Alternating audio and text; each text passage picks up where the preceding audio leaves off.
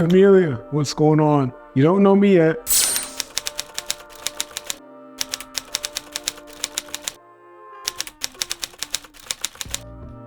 I just want to let you know I'm creating this channel so you can get to know me, but most importantly, so I can share some of the experiences that I've come across in my journey, in my life, and continuing in my journey and in my life that have been beneficial to me. So you're thinking of starting a business, huh? You're probably asking yourself some things. What's my logo going to be? What's my name going to be? How am I going to price my product? What type of marketing should I have? All valid questions and all valid things to process, but chill a little bit. You know, there are much bigger fish to fry at the forefront, because you can trust to believe if you neglect the frame of you and how you work into your business and what you're looking to manifest, it will catch up with you. No matter how good your product is, no matter how good your idea is, it will. In this video, I'm going to show 10 questions that you should consider before starting a business. And all of these questions set around the mind and better knowing yourself. Because if the mind isn't right, your execution isn't going to be right. If your execution isn't right, profit isn't right. And we're in the business of profit. We're here to win. Question numero uno. What is your why? This is crux. Like, this is core. This is like milk and potatoes on a Saturday afternoon. That makes zero sense, but it's everything. Get very comfortable with your why and don't play yourself. Congratulations, you played yourself. Your why is your driving factor. It's your fuel. Your fuel to overcome obstacles that present themselves and that appear to obstruct your path. It'll be your fuel when you're in a rut and people are in your ear telling you this and then telling you that. In each of these instances, plus others, you'll come back to your why. And if that why is strong enough, it'll motivate you to charge on. Obstacle be damned. Every entrepreneur is driven by a different why, and that's love. No judgment here. If it's money, dope. If it's freedom, dope. If you want to take your family to Bangladesh and do whatever you want to do in Bangladesh, dope. Doesn't even matter. Specifically that why, that element that is the core, behind, I believe, everything else, entrepreneurial and non-entrepreneurial, that, we go through as human beings will lead ultimately to allow us to reverse engineer from, I'm being very firm on that, being very honest on your path as to what are the things that are serving you to get there and what are the things that are not. Question number dos. What do you want your day-to-day life to look like? Here's why this answer is so important. Because once you know what the perfect day in your life looks like, you can reverse engineer the outcome. For me, I'm comfortable grinding. I'm single, I have no kids, I'm on a mission, I know my why, and it's coming. Matter of fact, it's here. It's just manifesting itself like fungi right now. Putting in 12 to 16 hours a day is not an issue for me, but some might not want that. And it's not required to be successful. Success is subjective. And a big reason as to why I posed this question, because ultimately, if you're able to create a frame where your day-to-day matches your ideal day-to-day, and the take home from your ideal situation matches the lifestyle you want to live from a financial standpoint, you made it. You're successful from what you're looking to achieve. So in no capacity should you look at another individual's, when they say, I do this, I put in that many hours, this, and then my X is this. If that's not what you want, that's love. There's no, this is right, that's right in this capacity here. That's what the beauty of everything that we are in as a part of this is, that we're all individuals. With that individuality comes individuality. And it's the amazing aspect of it. So, if you are listening to your favorite entrepreneur or your favorite, whatever it may be, whatever path you're looking to achieve, and it's a high achiever within that frame, and that individual is saying, this is what I do, XXX, follow, definitely glean information from that, but it doesn't necessarily mean, that is specifically what you have to do. And also that's not specifically what, being successful has to be in terms of a frame. Now, with that being said, there are caveats to all of this. And this is why, ultimately, the more that I'm able to create content, you're able to kind of understand a little bit more about where I think there's some leniency in areas and where there's not so much leniency in other areas. And that moves me on to point number 3. What are your individual strengths? Bet you knew this was coming, didn't you? Yeah, it's the classic job interview question, but it's even more important if you plan to step out and do your own thing. Whatever is your edge or what sets you apart, hone in on that. Don't forget that, craft that. You're creating leverage with your existing skills, and that leverage is the main aspect that is from the forefront of your business that is going to allow you to create that separation. Leverage those skills and be comfortable with that. I think that, and not to get too ahead, but those strengths that you have internally to you is something that is, maybe God-given, maybe something that you acquired. It may be, you just tend to be a very emotionally intelligent individual. Lean into that. If you have higher EQ than you do IQ, that's incredible. Understand that. You don't necessarily have to be incredibly book smart to be incredibly successful.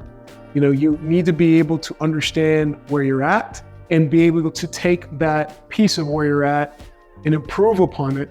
And also, take a look at those areas where that, may not be those areas where you're as strong, and just be really real with yourself about, okay, if that's the case, how am I going to address it? Which brings me to my next question. What are your individual weaknesses? Let me drill into this just a bit right here. You do not need to do everything in your business to be successful. I think it's one of the mistakes that many founders make from the forefront, from what I've kind of seen, is assuming that everything has to be executed by them, or they have to be a master at everything. That's not the case. It's one of the most common mistakes new entrepreneurs make. One of your weaknesses is having an absolute disdain for finance. A fucking disdain for finances. No judging, all love. But if that's the case, don't try and be your CFO. I'm not saying don't do it at all or neglect it. You gotta file your taxes, you gotta do your thing, you gotta have your financial model. I'm not saying don't do it at all. I'm saying find someone else with the strength in finance. The best founders, entrepreneurs, leaders understand leverage in any aspect of life. This journey is just as much about maximizing yourself as it is creating the framework and systems to maximize your business. So let's use that. Let's use the individuals and the people who have expertise in certain areas that you may not have whenever able. I'm not saying to also overstretch yourself and put yourself in a position where you're bringing on a whole bunch of extra fat when it doesn't need to be.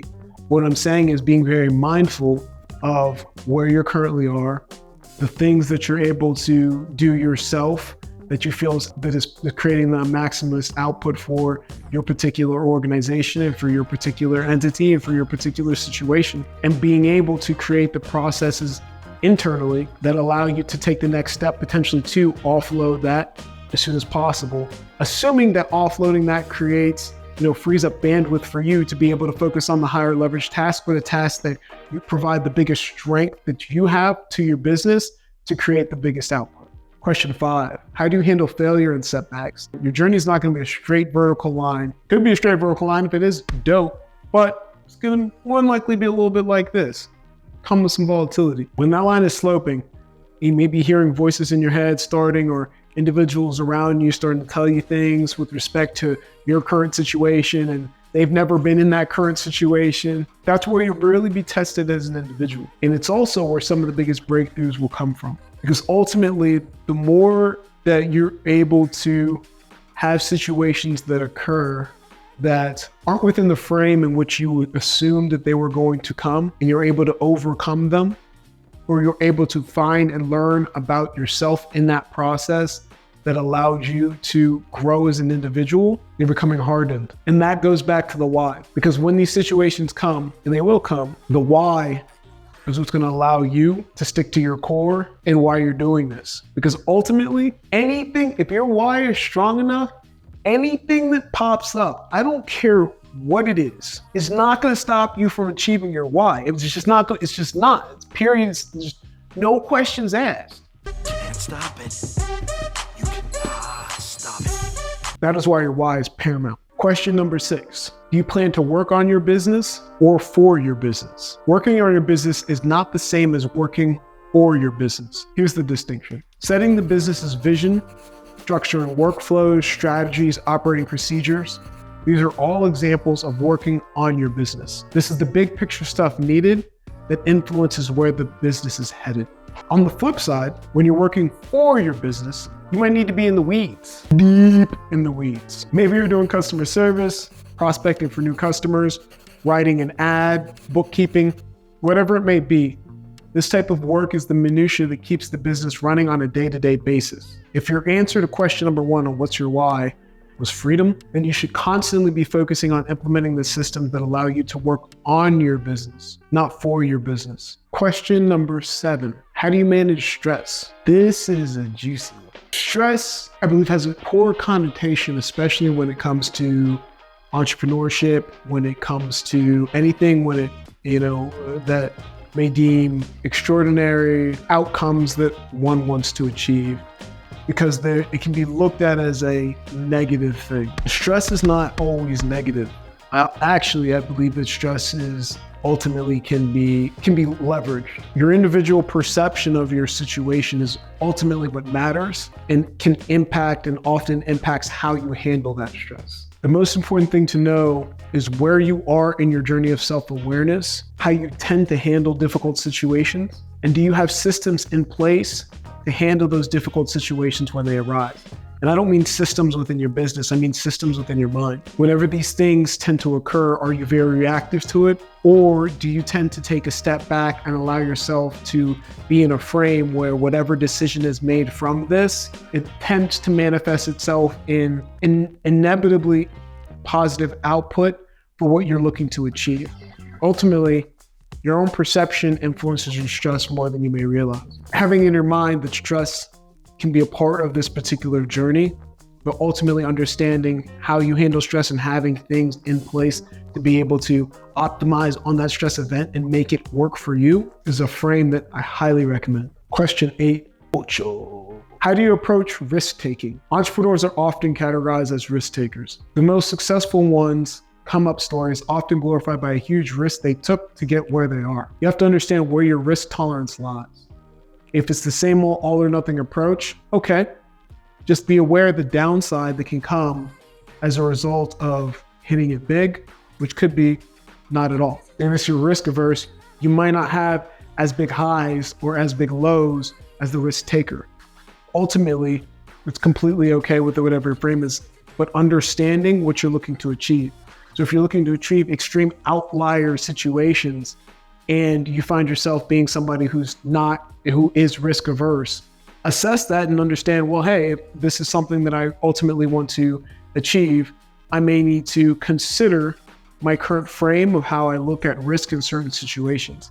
And on the other side of the spectrum, if you're somebody who is a massive risk taker, just ensuring that you're assessing risk properly in said situation, assessing the venture that you want to take on in said nature, where you're ensuring that you're making educated decisions and not emotional decisions based on just trying to achieve a very achievable but maybe lofty goal, because of the fact that you're not looking at some of the finite intricacies that go into achieving that particular goal, and you're being very real with yourself throughout that assessment.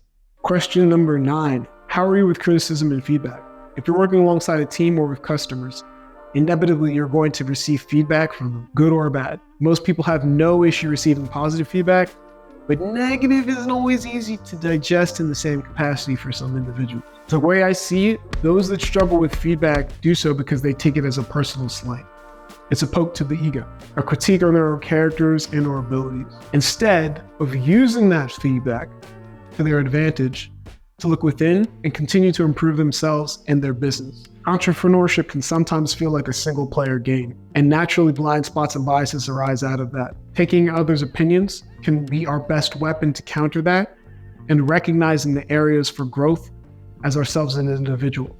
As I can tell you, at least personally for me, my growth as a human being directly correlated with my growth as a business owner and the growth that I saw within my entities and where it's taken me thus far. Question number 10, how do you practice mindfulness in your work? Practicing mindfulness is something that you're going to see the rewards from if you're diligent with that practice and continuing to be consistent with that practice. I can tell you personally for myself, mastering my mind, understanding where I was at as an individual and becoming very honest with myself and my self-awareness was that key to unlocking a lot of the things that I was subconsciously pushing away due to a lot of the frames that were in my system. You know, I went from food stamps to generating within the first year of our product launch, a multi-million-dollar entity.